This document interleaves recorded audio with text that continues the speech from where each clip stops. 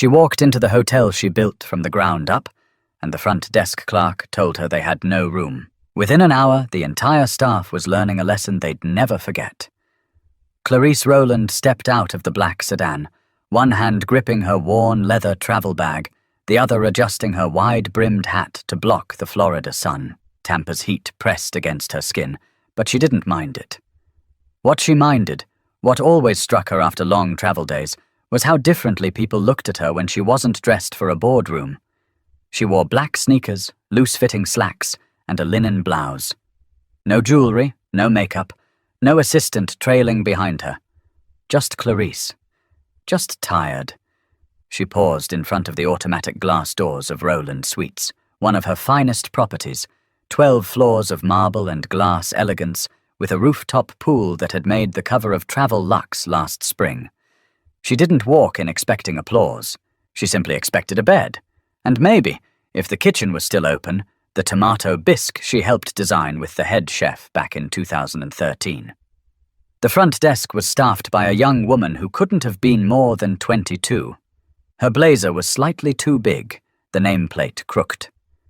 Clarice noticed things like that, not to criticize, but because they mattered.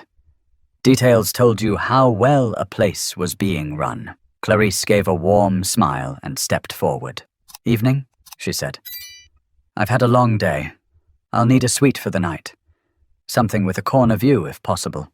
The receptionist glanced at her up and down. "We're fully booked." Clarice tilted her head slightly. "Is that so?"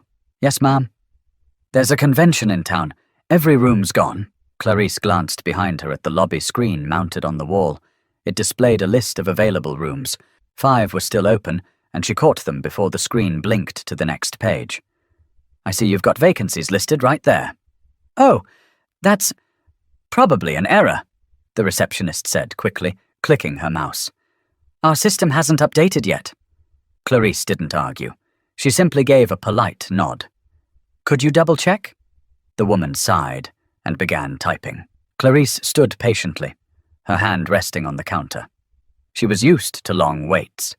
She'd once waited 5 hours in a real estate office back in 1989 to pitch her first hotel idea. This wasn't new, but there was something familiar in the young woman's tone that scratched at her memory. After a few clicks, the receptionist looked up again. "I'm sorry, we can't accommodate walk-ins right now." Clarice kept her voice calm. "I don't have a reservation, no, but I am—" Before she could finish, the woman cut her off. "You can try the Fairgrove Inn 2 blocks over. They're usually cheaper anyway." There it was. Clarice felt her shoulders tighten. But just for a second. She didn't let it show.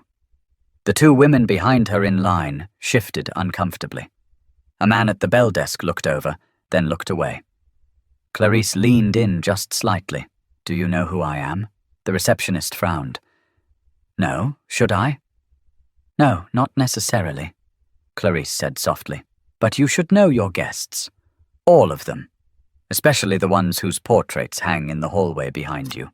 The receptionist blinked, confused.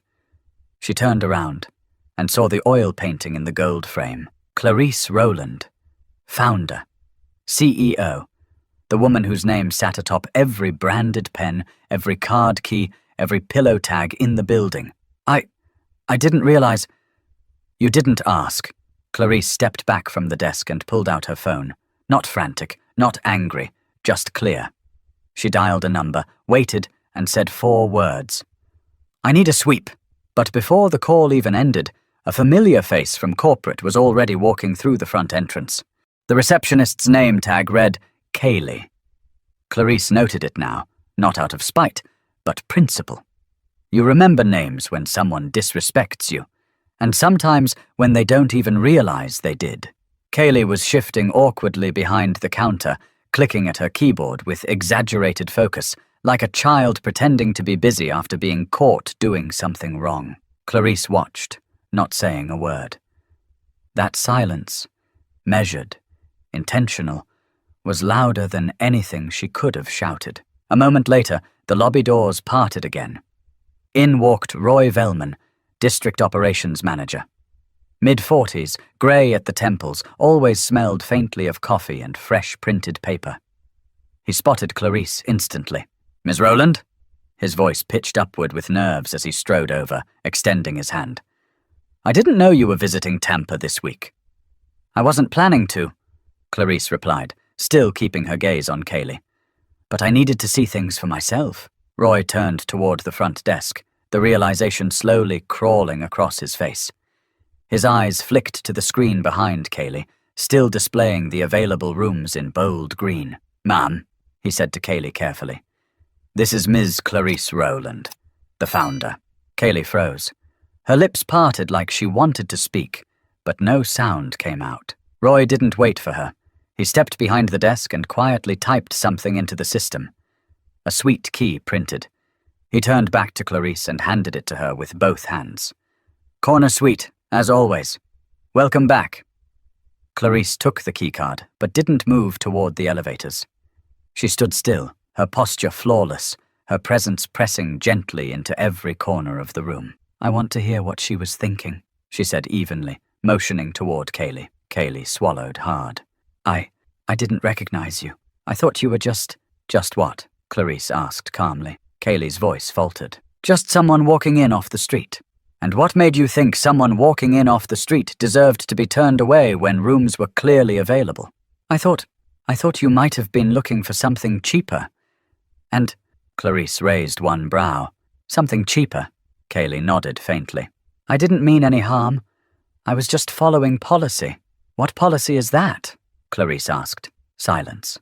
Clarice looked at Roy. "You have a written policy that allows staff to turn away guests based on appearance." Roy shook his head quickly. "No, ma'am." Clarice exhaled slowly. Then what exactly was she following? A quiet tension filled the lobby now. Guests had stopped pretending not to listen. A couple near the elevator watched openly, suitcases in hand. A man at the bar turned his stool to face them. But Clarice didn't perform for the room. She was never one for theatrics. She was a builder. And builders dealt in foundations, not scenes. "I've spent 40 years creating a brand built on respect," she said, her tone steady. "Respect for the guest, respect for the staff, and respect for the name on the door." Roy nodded again, awkwardly, eyes flickering between the two women. "I understand," he said. "Would you like to speak privately?" "No," Clarice said. "This isn't a private matter. It's a cultural one." Kaylee's eyes were wet now, her hands clasped tightly in front of her. She looked like she wanted to disappear. Clarice didn't want her to feel small, but she did want her to understand. "I didn't come here looking for a confrontation," Clarice said gently. "I came here because I needed to remember what this place feels like when you walk in as someone who isn't dressed to impress." She looked around the lobby. "I built this place for everyone. Not just the polished, not just the rich. Everyone." But the message hadn't reached every desk, and Clarice was just getting started. Clarice didn't raise her voice. She never had to. By now, Roy had motioned for another associate to temporarily take Kaylee's place behind the desk. She stepped aside reluctantly, her face pale and tight, eyes blinking fast like she wasn't sure whether to cry or apologize.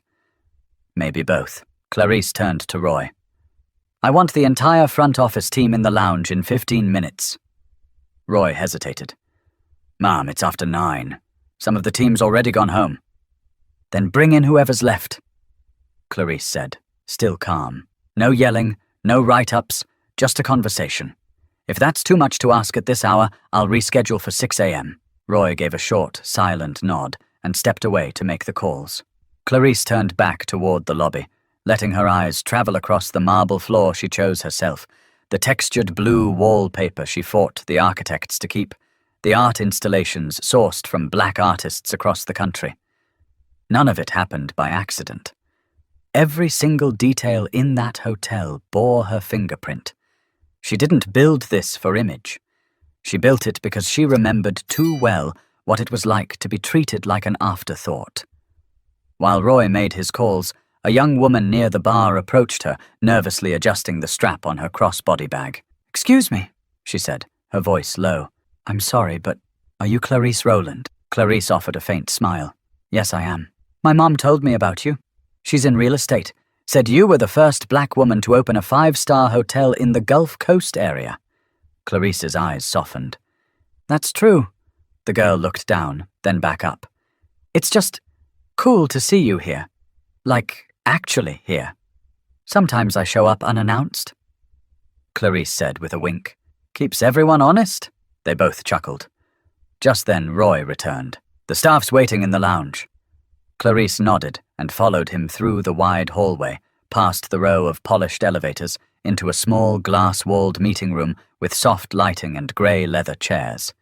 6 employees sat inside, faces ranging from confused to guilty. Kaylee sat furthest from the door. She looked up as Clarice entered, but didn't hold her gaze. Clarice walked in and stayed standing. I want to make something clear, she said. This isn't about shaming anyone. We're not here to talk about skin color, power, or even respect. Yet. We're here to talk about judgment. She paused, letting the word settle. Judgment is what happens when your assumptions speak before your professionalism. Judgment is when a woman in sneakers is treated differently than a man in a blazer. Judgment is how you lose loyal customers before they even get a room key. The staff sat quietly. No phones out, no distractions. I've been coming in and out of Roland Suites in all kinds of clothing for years. I've walked through these doors in silk and diamonds, and I've walked in wearing flats and sweatpants. The way I'm treated shouldn't change based on that. Clarice turned slightly toward Kaylee. And it shouldn't change for anyone else either. Kaylee opened her mouth to respond, but stopped herself. Clarice waited, gave her room. I didn't mean to disrespect you, Kaylee said finally. I really didn't. I believe you, Clarice said. But intention doesn't cancel impact. Kaylee looked down again. Her voice was barely audible. I made you feel like you didn't belong. Clarice nodded. And if I wasn't me, you'd have turned away another guest who needed shelter for the night. She turned to the rest of the room. That's what I care about. If we're going to use my name on the door, then every person who walks through that door better feel like they matter. A silence filled the room, but it wasn't heavy. It was reflective. But Clarice wasn't here just to talk. She had something to show them next. Clarice didn't sit down. She never did when she wanted people to truly listen. There was something about standing, about meeting eyes from above, that made her words hit harder without ever having to be loud. She glanced at the group, then said, I want to take you all somewhere. Right now. The room shifted. A few employees looked to Roy for guidance, but he offered none. Clarice was the only authority in the room now. She led them out of the lounge, back through the lobby, and toward the main hallway. Guests watched with quiet curiosity, unsure if they were witnessing a disciplinary meeting or a press conference. Clarice didn't look left or right. She moved forward, slow and sure, as if walking through the bones of her own legacy. They arrived at a small, quiet hallway near the concierge's office. At the far end, a large portrait hung on the wall. Clarice, at age 34, standing in front of her first hotel in St. Petersburg. The frame was slightly dusted, the lighting above it dim. Clarice stopped. This photo was taken 6 weeks after I signed the deal on my first property, she said. I used my mother's life insurance payout and 3 loans I wasn't supposed to qualify for. She turned to face them. I was denied a room once, in 1982. That's why I built Roland Suites, not to get revenge, but to make sure no one like me ever had to stand outside a hotel wondering if they'd be allowed in. The room was silent. Even the staff not involved in the earlier interaction had gone still. Clarice gestured toward the photo again. That woman was tired, scared, but she believed in something. And now we have 19 properties. You don't have to remember the number, just remember the reason. Then she walked back toward the lobby, stopping once more at the front desk. A security guard stood there, middle-aged, clean uniform, alert posture. Clarice turned to him. You recognized me earlier, didn't you? He cleared his throat. Yes, ma'am. Why didn't you say anything? He hesitated. Didn't feel like my place. Clarice looked at him with a trace of a smile. It's always your place to speak when something doesn't sit right. He gave a small nod. Not ashamed, but reflective. Then, from behind them, a housekeeper stepped forward, young, probably no more than 19. She held a laundry cart and wore oversized gloves. "I knew it was you," she said, almost in a whisper. "I saw your interview with Ms. Cheryl Reeves on PBS. You talked about bathrooms being the first thing you cleaned before you could afford real staff." Clarice let out a warm breath. "That's right." The young woman gave a nervous shrug. "I just didn't want to get involved. I figured the front desk knew what they were doing." Clarice walked over to her. "What's your name?" "Amaya." "Well, Amaya, sometimes doing the right thing means stepping in, even when it's awkward." Amaya nodded slowly, then said, "I'll remember that." Clarice smiled again and turned to face the gathered team. "Titles don't give you permission to lead. Courage does.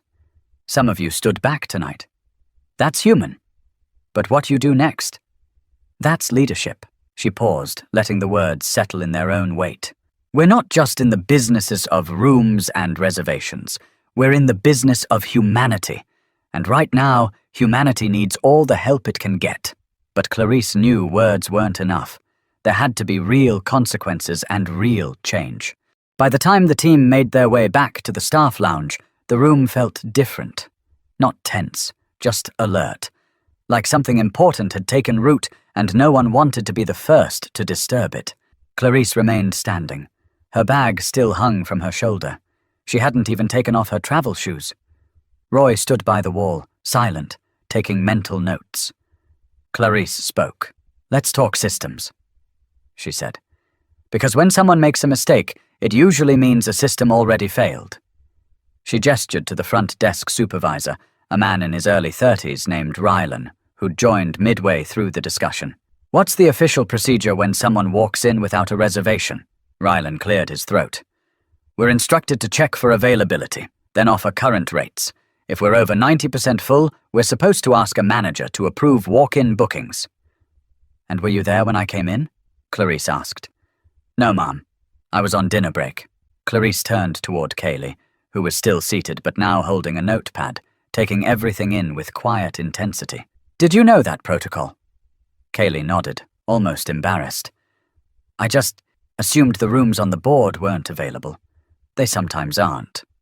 "But you didn't ask," Clarice replied. "You didn't double-check. You didn't involve a supervisor." Kaylee stayed quiet. It was a hard truth to swallow, but she didn't run from it. Clarice took a breath. "So this isn't just about attitude. It's about training. It's about systems that allow assumptions to grow into decisions. Bad ones." She moved toward a whiteboard in the corner of the lounge and uncapped a marker. "One of my mentors once told me, if you leave gaps, people will fill them with their own biases. That's why policy matters." She wrote 3 words: awareness, access, accountability. "We're going to rewrite parts of your intake script, not next week, now, tonight." A few heads turned toward Roy in surprise. He simply gave a single nod. Clarice continued, "I want new language in place that forces engagement, not assumption. If someone asks for a room, they deserve your full attention, no matter what they look like, no matter what they're wearing." Amaya, still standing by the door, raised her hand gently. "Can we include something about letting staff speak up if they see something off? Like, giving people permission to say something without getting in trouble?" Clarice smiled. "Absolutely. That goes under access. You can't change a place by staying quiet." Then the security guard, whose name tag read Melvin, spoke. "Ms. Rowland, can I ask something?" "Go ahead." "What happens to someone who messes up once but learns from it?"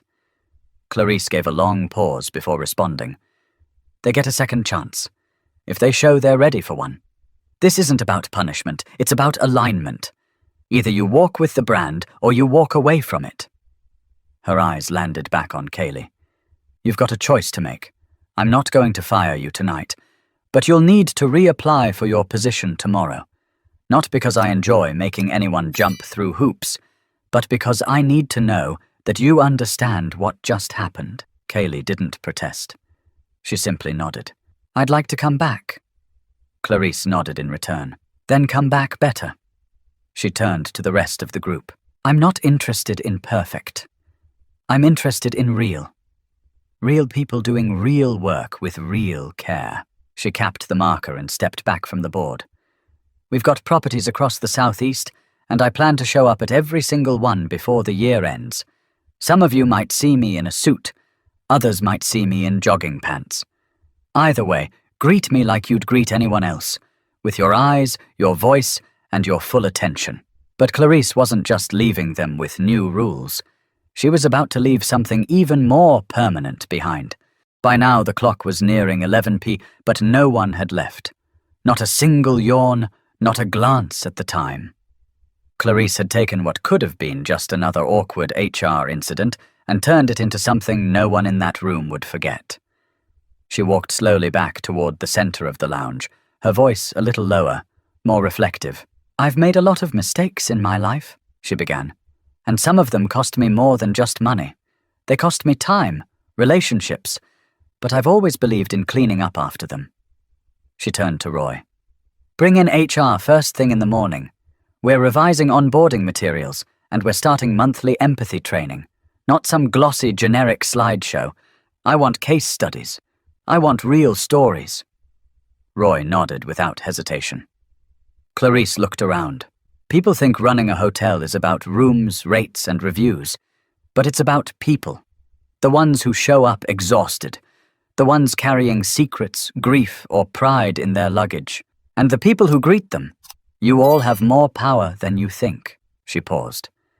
That kind of power has to be handled with care. Then she reached into her bag and pulled out a small leather notebook. She held it up. "This little thing kept me grounded for years. Every new property, I wrote the same 3 questions in the back." She opened the back cover and read aloud. "Did every guest feel seen? Did every employee feel valued? Would I be proud if my mother walked in tonight?" Silence again. Not a heavy one, just deeply personal. "I'm giving this notebook to you, Roy," she said, handing it over. "Scan those pages. Send them to every location. I want every general manager to answer those 3 questions weekly. And I want the answers on my desk." Roy looked stunned. "You still carry this around?" "Every day," Clarice said. "Legacy doesn't carry itself." Then she turned to Kaylee once more. Her voice didn't harden, but it didn't soften either. "You'll come in tomorrow, shadow someone on every shift. Housekeeping, concierge, kitchen, maintenance. Learn this place from the inside out. You can't represent something you don't understand." "Yes, ma'am," Kaylee said. "I want to." Clarice gave a faint nod. Then she turned to Amaya, still holding her laundry cart just inside the door. "You spoke up when you didn't have to. That means something. You're getting a raise. Roy, make it happen." Amaya's eyes widened. "Wait, seriously? You didn't just see something. You remembered it. That's what leadership looks like." Clarice then addressed the room one final time. "This hotel is a reflection of everyone in it. The moment we forget that, the brand means nothing, and I refuse to let it fall apart from the inside." One of the bartenders who'd quietly joined the back of the room raised his hand. "Can we keep doing these meetings? Like, even if you're not here?" Clarice sardsaned for the first time all night. "Absolutely. I want a culture, not a performance." She turned to Roy again. "Budget for monthly roundtables. No suits, no scripts, just real people talking." He jotted it down in her old notebook, now his responsibility to protect. Then Clarice checked her watch. "It's late. I've got one more thing to do before I call it a night." The group began to disperse slowly, murmuring among themselves. Not drained, energized, changed. Clarice walked back through the hallway alone, past her portrait, past the soft glow of the lobby lights. She didn't stop until she reached the elevator. Roy caught up just before the doors closed. "Are you really staying the night?" Clarice pressed the button for the 12th floor. "Of course. In the penthouse?" She looked at him sideways. Where else would I sleep in my own house? But Clarice's night wasn't over just yet. She still had one more message to send. The elevator doors opened with a quiet slide onto the 12th floor. Clarice stepped out, her shoes brushing the thick carpet that lined the private hallway. There were only 2 suites on this level. Hers was at the end, the one she personally designed 12 years ago after sleeping in over 300 hotel rooms that never quite got it right. She unlocked the door with the keycard Roy had handed her earlier. The door clicked, and she entered. Warm, neutral lighting bathed the room. The curtains were half drawn, revealing the Tampa skyline in amber glow. The suite hadn't changed much over the years. The same white leather armchairs, the walnut desk, the built-in bookshelf lined with titles she'd curated herself. She set her bag down and walked over to the writing table, slowly easing herself into the chair. There was no champagne, no fruit basket. She didn't need any of that. Just a notepad and a pen. Clarice pulled open her laptop, but it sat idle while she reached for a sheet of hotel stationery. Handwritten letters meant more to her. They slowed the moment down, made it count. At the top of the page she wrote, "To all Rowland staff, from the desk of Clarice Rowland." She paused, tapped the pen against the table twice, then began writing. "Tonight reminded me why this brand matters, not because of how we look, but because of how we treat people when no one's watching.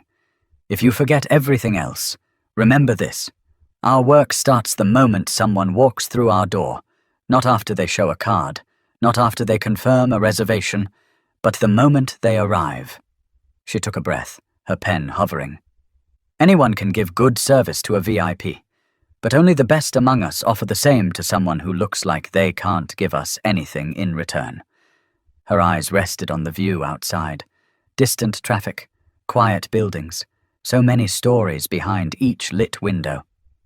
Every guest who steps through our door carries a story we haven't read yet. Don't skip to the ending. Don't judge the cover. Read the whole person. She signed her name at the bottom, not with flair, just a signature. Strong, simple, certain. Clarice folded the paper neatly and slid it into an envelope. Tomorrow morning, it would be scanned and sent to every property in the chain. Printed, framed, posted near every employee entrance. She didn't need applause. She needed alignment. She closed her laptop. For the first time all day, she kicked off her shoes. Then she stood, walked to the window, and looked out. Somewhere below, the staff she'd spoken to were getting ready to go home. Some in silence, some probably already texting about what happened. But they wouldn't forget it. Not because she was famous, but because she showed up when it counted, and made sure they did too. A quiet knock at the door pulled her from the window. Room service. She opened it. A young man stood there with a silver tray. "Ma'am, I have your tomato bisque." Clarice raised a brow, amused. "Who ordered it?" He smiled. "Ms. Amaya sent it up. Said you helped create the recipe. Said you'd probably want it." Clarice took the tray, nodding. She was right. He turned to go, then paused. "My mom worked at the Rowland in Tallahassee. She always said you weren't just a boss. You were someone who remembered people's names. Even dishwashers." Clarice gave him a look that held no performance. Just warmth. "What's your name?" "Deshawn." "Well, Deshawn, thank you for the soup." He smiled. "Good night, Mom." She shut the door gently, carried the tray to the desk, and sat back down. Legacy wasn't built by big speeches. It was built by small moments remembered. She took a spoonful of the soup. Still perfect. Still hers. If this story stayed with you, take a moment to think about the way you treat people, especially when no one's watching. And if it meant something, consider subscribing. There's more where this came from.